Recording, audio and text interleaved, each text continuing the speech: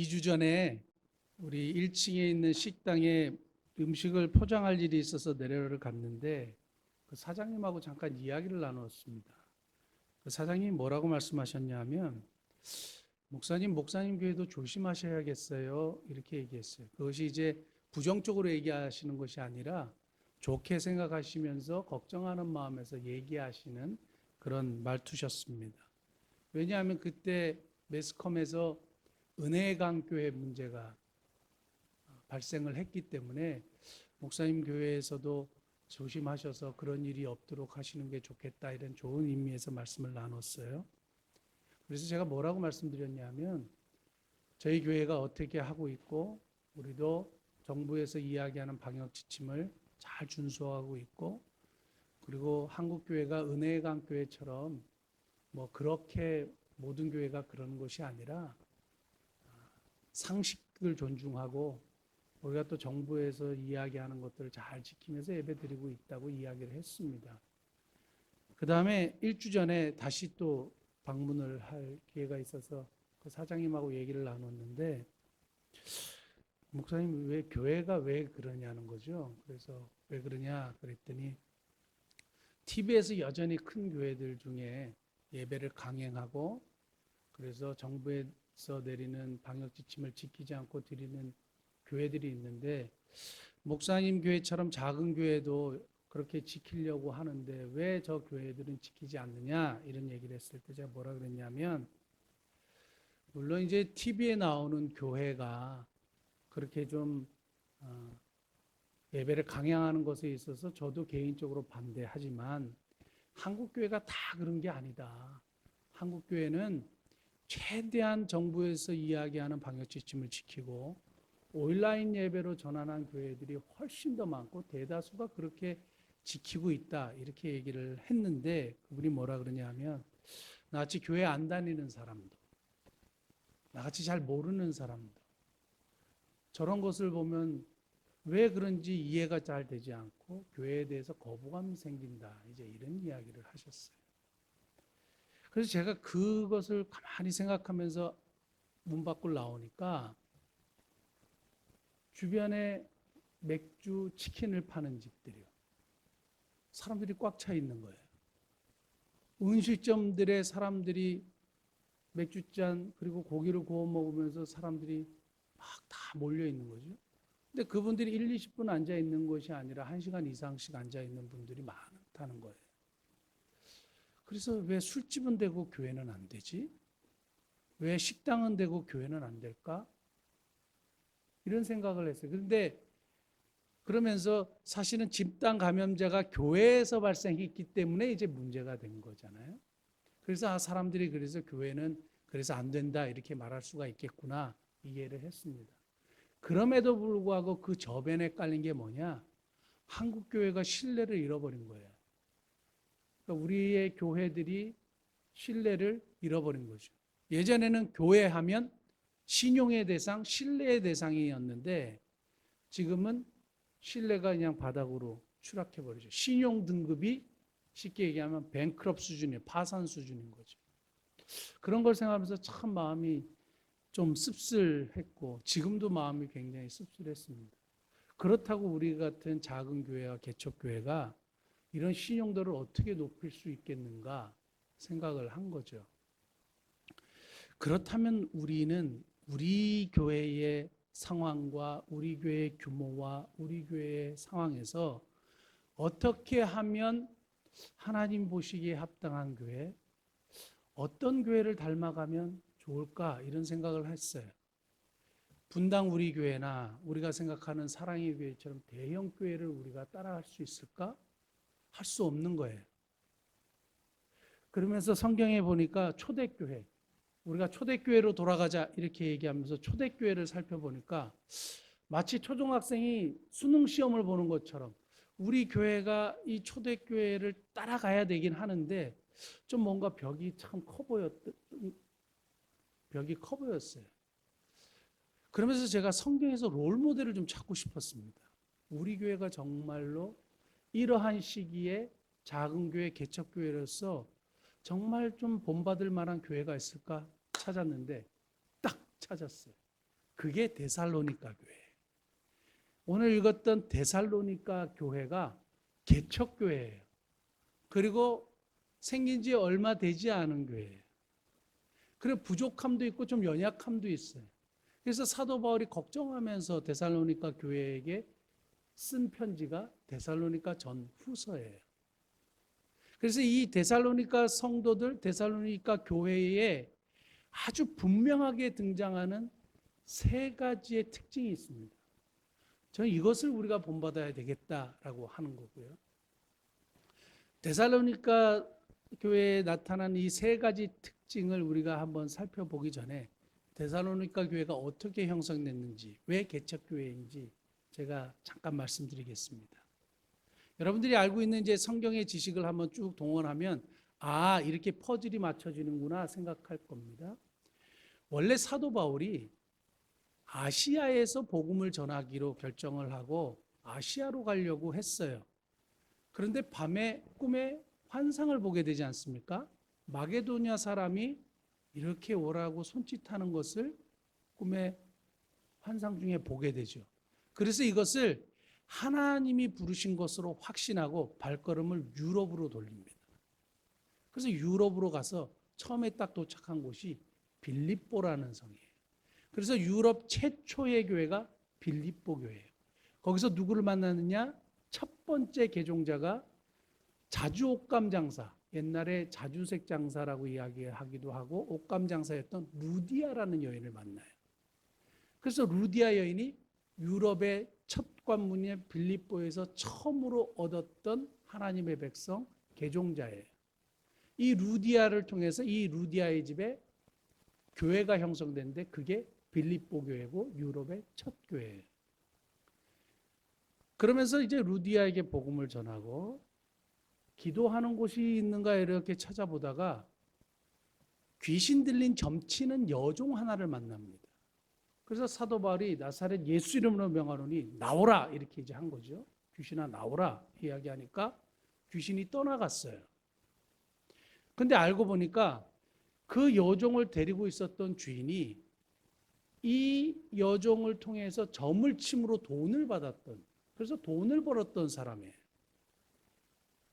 그러니까 이 주인이 보니까 자기가 돈을 벌었던 수단에 이제 끝나버린 거죠. 돈을 더 이상 벌 수 없게 되니까 화가 머리끝까지 난 거죠. 그래서 사도 바울과 실라를 로마 황제를 반역하는 사람으로 누명을 씌웁니다. 그래서 막 매질을 하고 때리고 그래서 감옥에 집어넣어요.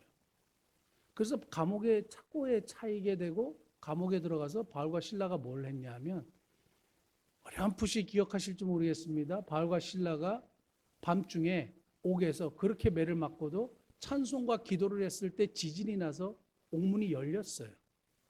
그 잠에서 이렇게 깨보니까 간수가 옥문이 열린 거거든요. 그래서 자결하려고 합니다. 이게 왜 자결하려고 하냐면 당시에 죄수가 도망가면 간수가 자기 목숨을 대신해야 돼요. 그러니까 처형을 당하는 건데 그렇게 처형을 당할 바에는 차라리 내가 자결해서 죽겠다 한 거죠. 그러니까 사도 바울이 안에서 소리를 지릅니다. 우리 여기 있으니까 안심하라고. 당신의 몸을 해하지 말라고. 그러니까 간수가 보니까 도망가지 않고 문이 열렸는데도 가만히 있는 이 사람들이 너무너무 고마운 거예요. 그래서 들어가서 어떻게 하면 내가 구원을 받겠습니까? 하니까 그때 유명한 말을 사도 바울이 하죠. 주 예수를 믿으라. 그리하면 너와 내 집이 구원을 얻으리라. 그게 사도행전 16장 31절이에요. 자, 그리고 나서 간수가 사도 바울과 실라를 집에 데려다가 목욕도 시키고 상처에 약도 발라주고 음식을 잘 대접했어요. 그리고 결국에는 사도 바울과 실라가 옥에서 풀려나게 됩니다. 그리고 빌립보 교회를 다시 방문해서 성도들을 위로하고 이제 행선지를 어디로 하느냐? 데살로니가로 가는 거예요. 데살로니가에 가서 뭐 어떻게 전도를 했느냐? 데살로니가는 굉장히 번영한 도시예요. 지금 미사 강변지구처럼 뜨는 도시고 상업이 발달했고 무역이 발달했고 그래서 오고 가는 사람들이 너무 많았는데 사도 바울은 거기에 유대인의 회당을 찾아갔어요.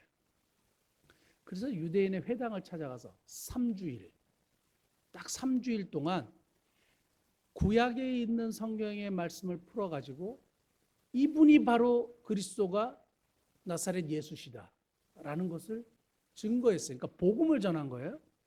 근데 그때에 많은 헬라인의 큰 무리 그리고 귀부인들이 예수님을 믿게 됐어요. 그게 데살로니가 교회가 시작되는 배경이에요. 3주 동안 복음을 전했는데 사람들이 변화되고 그리고 교회가 형성됐어요. 교회라는 것은 이런 건물이 아니고요. 믿는 자들의 공동체를 교회라 그러고요. 당시의 교회는 일반적으로 성도의 가정에서 시작이 되었습니다. 그러니까 데살로니가 교회가 개척교회고 사도 바울이 짧게 복음을 전했지만 그렇게 형성된 교회인데 이렇게 복음을 전하니까 그 데살로니가에 살던 유대인들이 사도 바울의 이것을 굉장히 못마땅하게 생각했어요. 그래서 막 난리를 친 겁니다. 그게 사도행전 17장 1절부터 9절까지 나와 있는 내용이에요. 사도 바울이 너무 핍박이 심하고 막 난리를 치니까 어쩔 수 없이 피신을 하게 돼요. 그 다음에 베레아라는 곳으로 가고 그 다음에 또 아덴이라는 곳으로 가고 자꾸 유대인들이 막 때리고 폭행하고 뭐 복음을 전하지 못하도록 방해하고 막 난리를 치고 감금을 하니까 어떻게 할 수가 없는 거예요. 그래서 밤중에 피신을 하고 이렇게 자꾸 옮겨가면서 복음을 전했어요. 자, 데살로니가 교회에 3주 동안 복음을 전하고 그리고 그곳에 교회가 형성되고 바울은 박해를 피해서 그냥 피신했어요. 그러면서 돌아다니면서 데살로니가 성도들에게 오랫동안 목회를 하지 않았잖아요. 3주 동안 복음을 전했잖아요. 그러니까 이분들이 믿음이 흔들릴까? 혹시 저 유대인들의 박해와 폭행과 감금 때문에 믿음을 저버릴까? 내가 전한 복음이 혹시 그냥 땅바닥에 떨어지고 그냥 그 교회가 없어지면 어떡할까?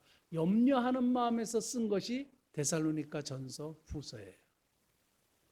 그러면서 오늘 이 데살로니가 성도들을 이야기할 때에 아주 중요한 세 가지를 사도 바울이 이야기하는데 그것을 오늘 말씀을 드리고 우리 미사목민교회가 배워야 하겠다는 겁니다. 이 시대에 어떤 교회여야 하는가? 데살로니가 교회와 같은 교회가 되어야 하겠다. 그럼 데살로니가 교회는 어떤 특징을 가지고 있었느냐? 첫째, 2절부터 보시겠습니다. 우리가 너희 모두로 말미암아 항상 하나님께 감사하며 기도할 때 너희를 기억함은 첫째, 믿음의 역사가 있는 교회. 킹 제임스 성경이나 새 번역 성경을 보면 믿음의 행위로 번역했어요. 그러니까 믿음이 정말 있는 사람은 행위로 드러난다 이런 얘기죠. 제가 그러면서 또 하나 놀라운 걸 하나 발견했는데 우리 행함이 있는 믿음을 이야기할 때에 야고보서를 보통 보지 않습니까? 야고보서 2장 26절에 뭐라고 되어 있냐면 행함이 없는 믿음은 죽은 것이라고 했을 때 여기 행함이 오늘 읽었던 믿음의 역사라고 표현된 에르곤이라는 단어하고 동일한 단어예요. 여기서 믿음의 역사라고 얘기했을 때 역사를 에르곤이라는 단어를 썼는데 야고보 사도는 이 똑같은 단어를 행함이라는 단어를 사용을 한 거죠. 그러니까 믿음을 가진 사람은 행하는 행위가 뒤따른다는 겁니다. 그러니까 이 데살로니가 성도들은 어떤 믿음을 가졌냐 하면 보이지 않는 하나님을 확실히 믿었고 예수 그리스도가 나를 위하여 십자가에 못 박혀 죽으시고 부활하신 분이라는 것을 확실히 믿었고 이분들이 모든 백성의 눈에서 눈물을 닦아주셔서 재림하실 줄 아는 것을 확실히 믿었어요. 이런 믿음의 근거에서 그들이 무슨 일을 했느냐? 데살로니가전서 1장 9절 보시면 그들이 우리에 대하여 스스로 말하기를 우리가 어떻게 너희 가운데서 들어갔는지와 너희가 어떻게 우상을 버리고 하나님께로 돌아와서 살아계시고 참되신 하나님을 섬기는지와 우상을 버렸어요. 자기들이 이때까지 최고의 가치로 두었고 자신의 믿음의 모든 것을 걸었던 우상을 버려버렸어요. 그 다음에 하나님을 최고의 가치로 올려놓은 거죠. 하나님 외에 다른 것을 올려놓지 않고 하나님을 최고의 가치로 뒀어요. 이제까지 참이라고 믿었던 것을 치워버렸다 이거죠. 자, 당시에 그 데살로니가는 굉장히 발달한 도시라 그랬고 사람들의 왕래가 많은 곳이라 그랬고 그래서 다신 숭배가 팽배했던 시절이에요. 그래서 사람들이 여러 신을 섬기는 것이 전혀 문제가 되지 않았고 그것이 문화였어요. 그런데 이 사람들이 이런 다신을 섬기다가 딱 복음을 듣고 하나님만 섬기겠다 딱 하고 난 다음에 우상을 다 제거해 버린 거예요. 그러니까 정말 믿음이 들어가면 삶의 변화가 일어나고 하나님이 원하시지 않는 것을 치워버리는 거죠. 지난주에 우리 진정으로 하나님을 만나면 했을 때에 므낫세라는 그 악독한 왕도 우상을 다 치워버리잖아요. 이것이 보통 일반적인 믿는 자의 역사 가운데 일어나는 현상이에요. 예전에 그 힌두교를 믿었던 한 여자가 선교사님이 정말 오랜 끝에 복음을 전하고 애를 써서 드디어 예수 그리스도를 구주와 주님으로 온전히 딱 영접했어요. 내가 하나님을 섬기겠다. 우리가 생각하는 이 개종은 정말 쉽지 않은 거예요. 특히 힌두교에서 기독교로 개종한다?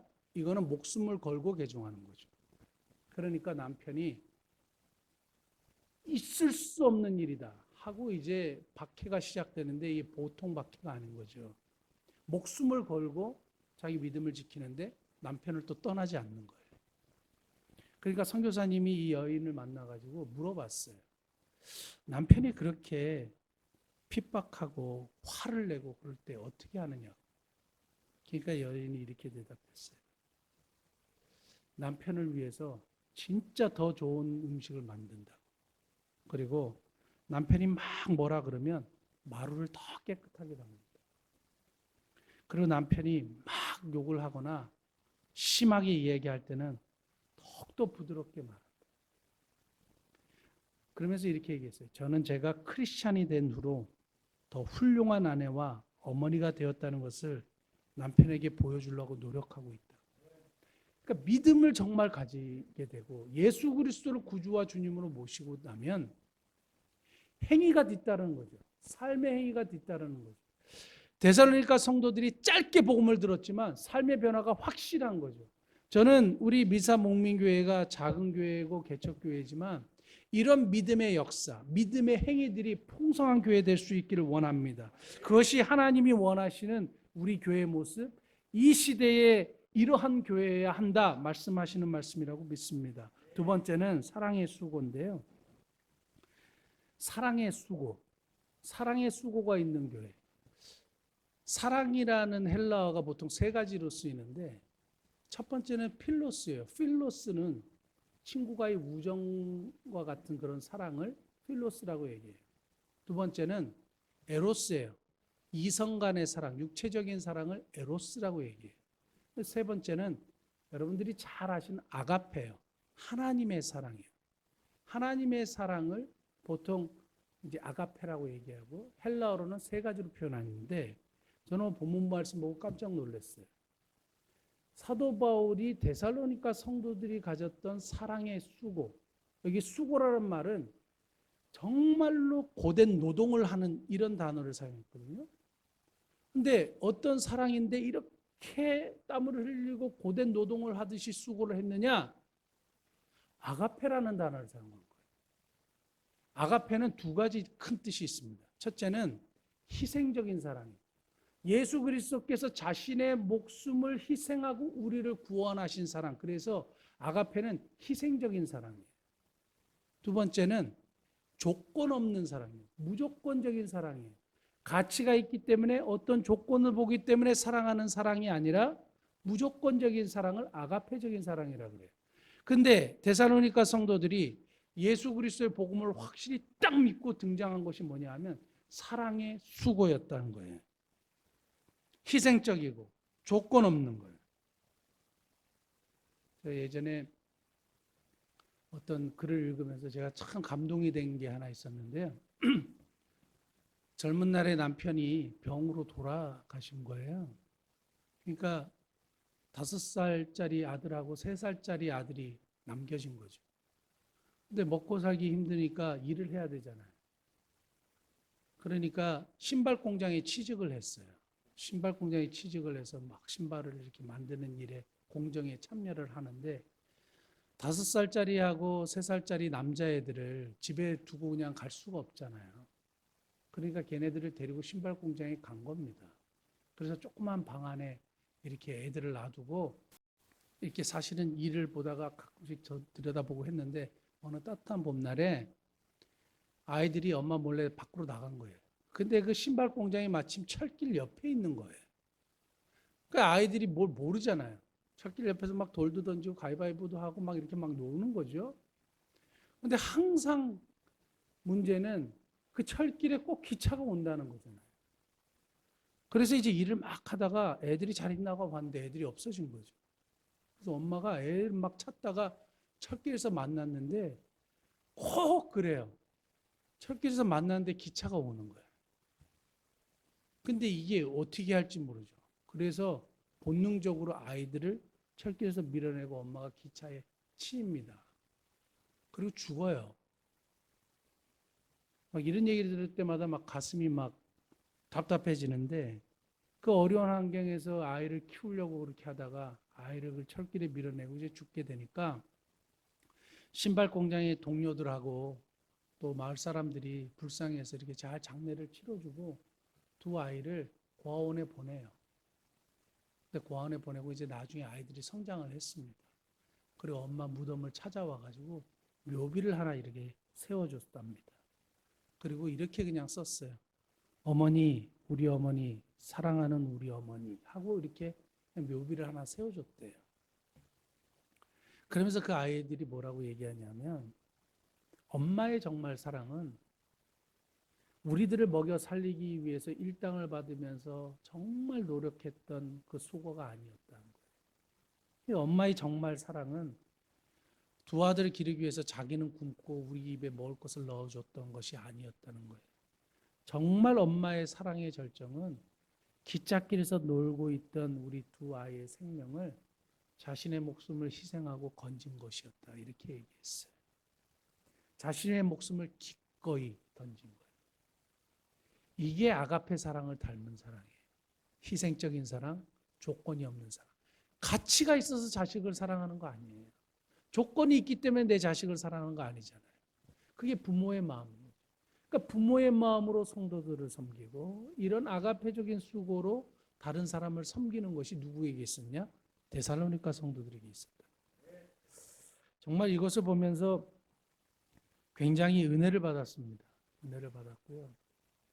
지난 주간하고 지난 주간에 우리가 대구의 개척교회 15교회를 우리 교회와 선교회가 돕지 않았습니까? 그러니까 몇몇 분들이 저한테 뭐라 그러냐면 알려야 된다 이거예요.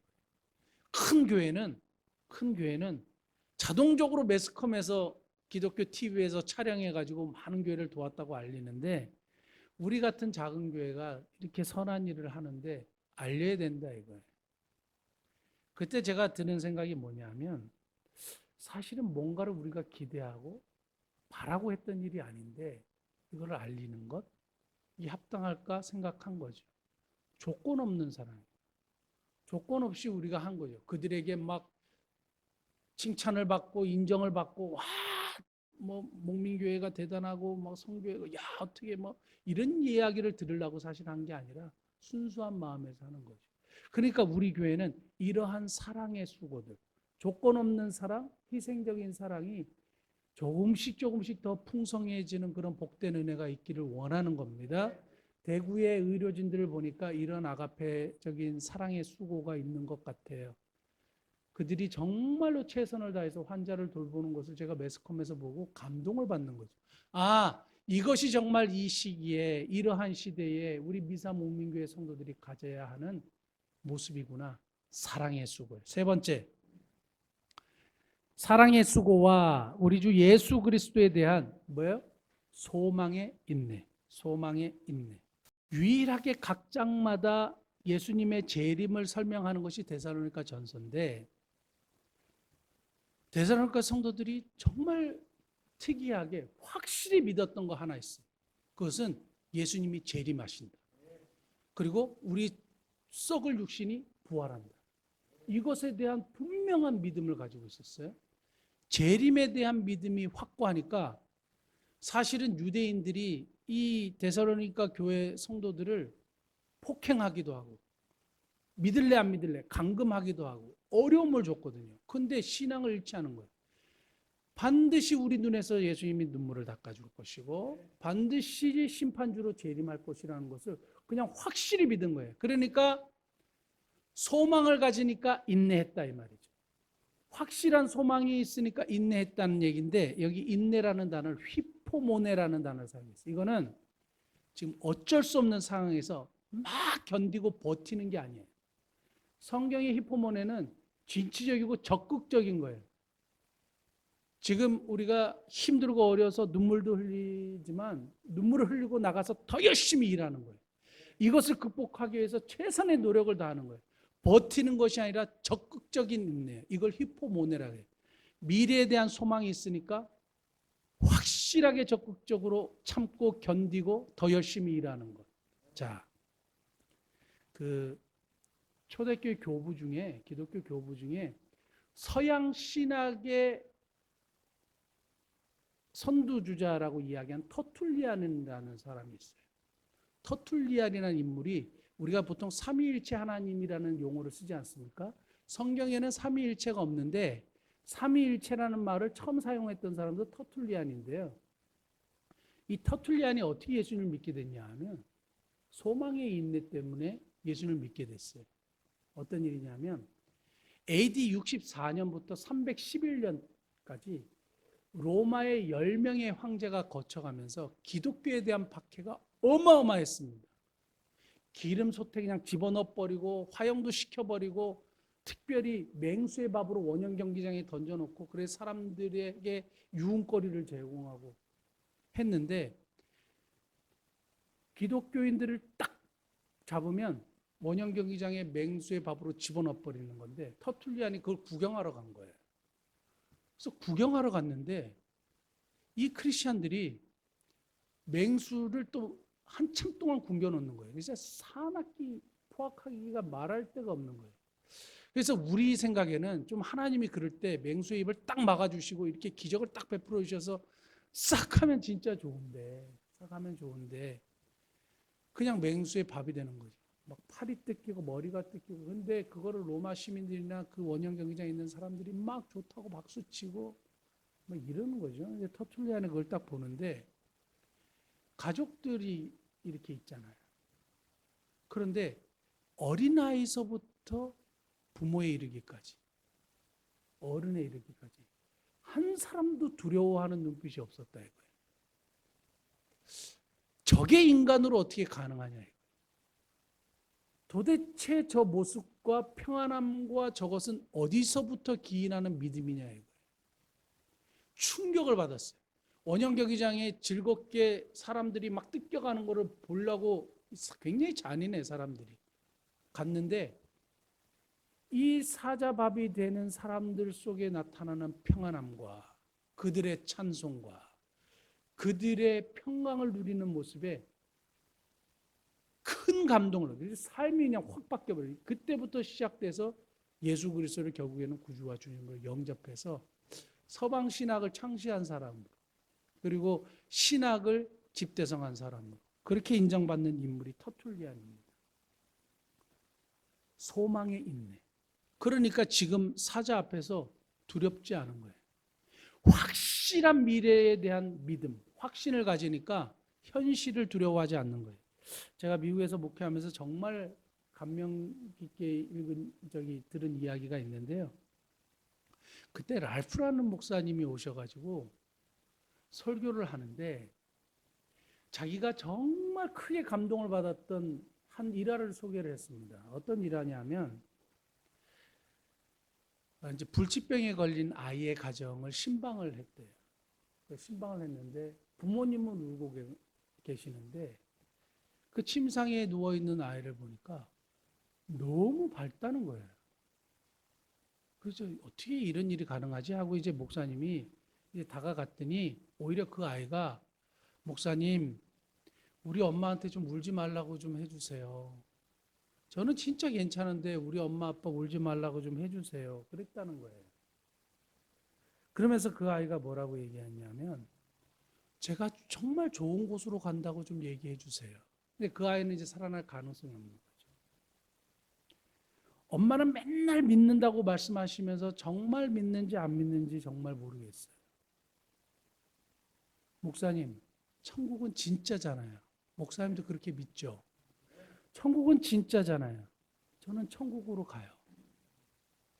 저는 가서 정말 하나님을 만날 거예요. 저는 천국으로 가는 것이 정말 기뻐요. 우리 엄마 아빠에게 제발 슬퍼하지 말라고 말해주세요.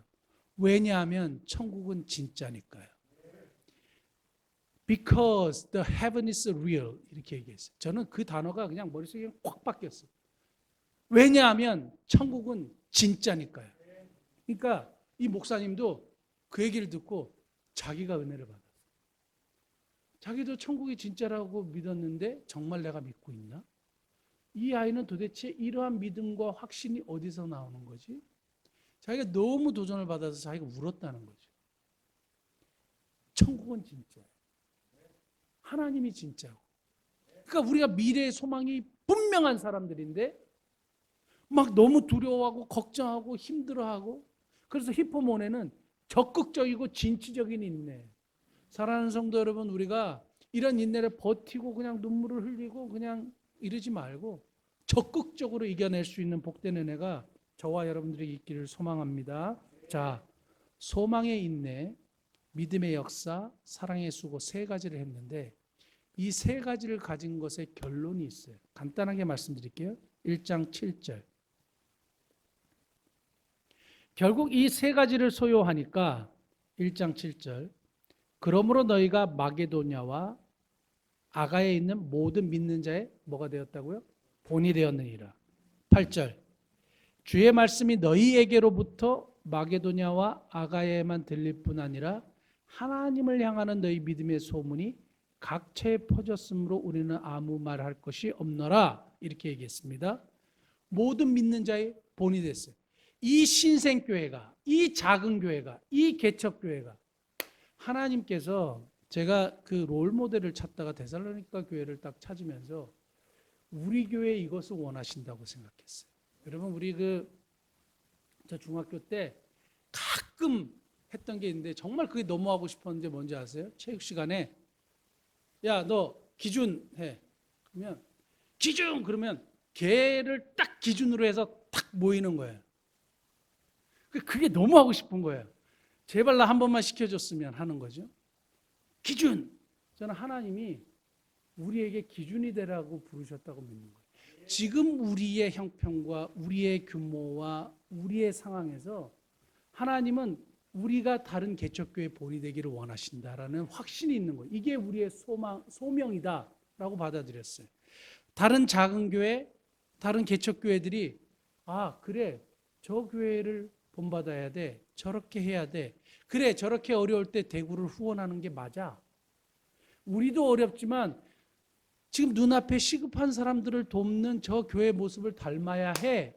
이거예요. 이게 지금 우리 교회에 하나님이 원하시는 것이다 이거예요. 큰 교회가 사역하는 거 우리가 따라할 수도 없거니와 따라하지도 못해요. 그냥 우리가 처해 있는 입장에서 우리가 기도하고 우리가 믿음의 역사와 사랑의 수고와 소망의 인내를 가지고 행하는 모든 사역을 통해서 그래 저렇게 하는 거야 하면서 교회를 꿈꾸고 하나님이 정말 원하시는 교회를 꿈꾸는 교회들의 기준이 되는 거예요. 그래서 우리가 지금 이제 기준 하는 겁니다.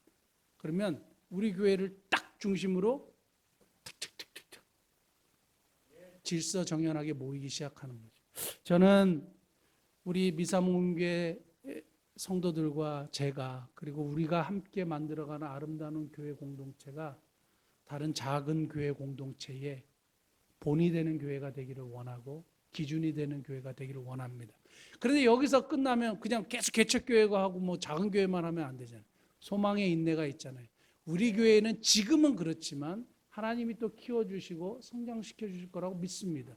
그때는 또 다른 믿음의 본이에요. 우리 이 세 가지를 꼭 소유함으로 믿음의 본이 되는 아름다운 교회 공동체 만들어 가시는 저와 여러분 되시기를 예수님의 이름으로 축복합니다. 기도하시겠습니다.